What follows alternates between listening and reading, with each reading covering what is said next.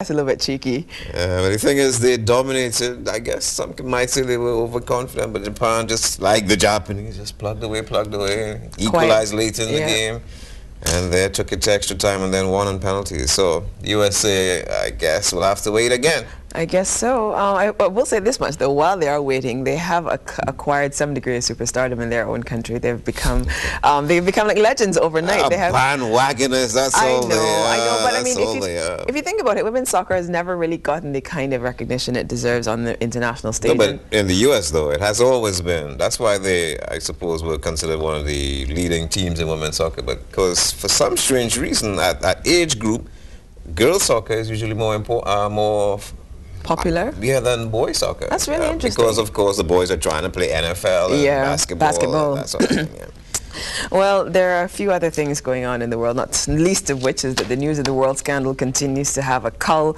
The head of Scotland Yard has resigned. Rebecca Brooks, the former editor, has resigned. So talk about having legs. I think it serves like a centipede, but we'll talk about that a little more. We have our own headlines that we are going to give you the details to in our main news package at 7 o'clock. So please join us then. But for now, here are some Morning Barbados top lines.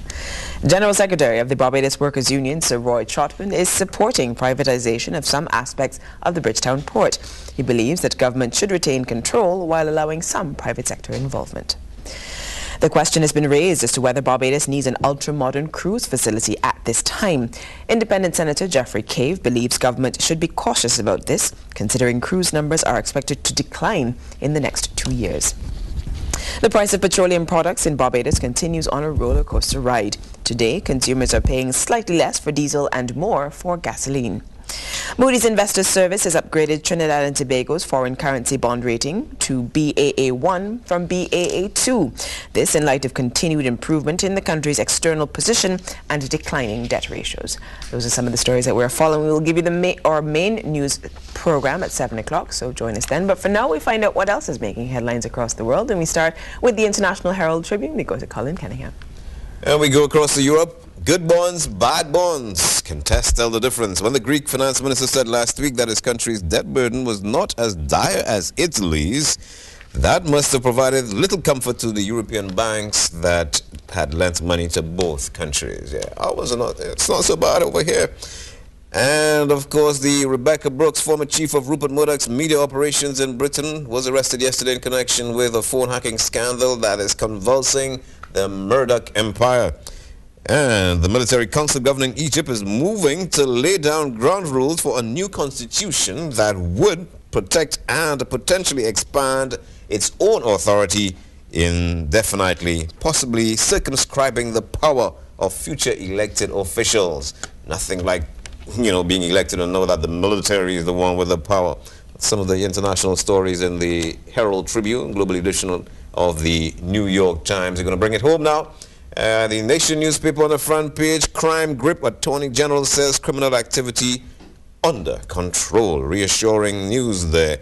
Well, you saw it here first on CBC TV festival stage, the embrace, the coming together of the two titans, Admiral Nelson and Mighty Gabby. Well, again, they've been seen in public, so, there's something about this romance. It's not just show. Yeah, it's continuing. Look at that. Firm embrace. Oh my goodness. Who can keep them apart? Household 80-year-old pensioner's home to be demolished today. A house is not a home. Margaret Quinn standing next to what remains of the house her mother calls a home. It is not nice. It's on the back page of The Nation. On the front page of The Advocate, nurses challenge. Barbados Nurses Association concerned about exam results. Sweet pan pondisan. BLP wants everyone to use energy wisely. We want you to do so too. Apparently BLP don't mind if you cut back on spending on electricity. They would really prefer it actually. Reinvent TVET, special attention to curricula urged. Back page of The Advocate. Some of the stories that you can find in your local papers. And just to give you some ideas to what we're looking at today, of course, it's Monday, so what does that mean? The world of technology is back with Gabriel Abed. We talk about whether or not Mark Zuckerberg's position at the top of Google's list of users has been toppled, and a few other murmurings going on between Sony and Google. That's in our world of technology segment. Peter's back. Peter, yeah, always interesting to hear him on politics. and he'll be in, of course. We have a little bit of a milestone to say congratulations to a hard-working young lady who's graduated with honors from university. We'll talk about that a little bit later. And of course, there's a lecture coming up regarding the Barbados National Trust.